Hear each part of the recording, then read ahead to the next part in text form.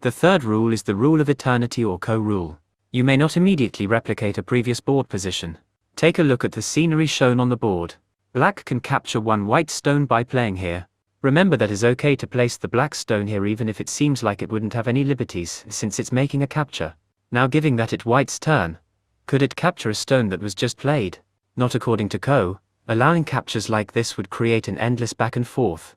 Go's co-rule disallows players from replicating previous positions. A player can, however, playing a prior spot if both players first place stones elsewhere on the board. While the local situation is unchanged, the two other new stones mean that the original position has not been replicated.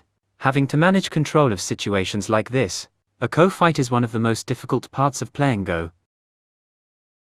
The fourth rule deals with how the game ends and how it is scored.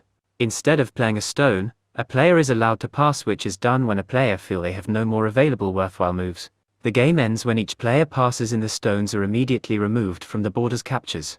Territory is counted for each player by the number of empty intersections surrounded by their stones. A point counts as territory when it can only reach those of a single player's color. Each player's score is also reduced by a number of points equal to the number of stones that was captured by their opponent. Typically this is done by placing capture prisoners into territory. Which should also be noted that there are other scoring systems used depending on the rule set, but the method used will usually not change the outcome of the game, unless the difference is by a single point. The player with a higher resulting score wins the game.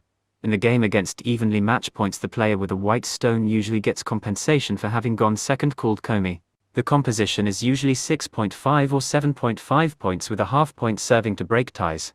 For games against slightly uneven opponent, enemy komi might be reduced only a half point. In more unbalanced matches, the black player might start again, with multiple stones on the board.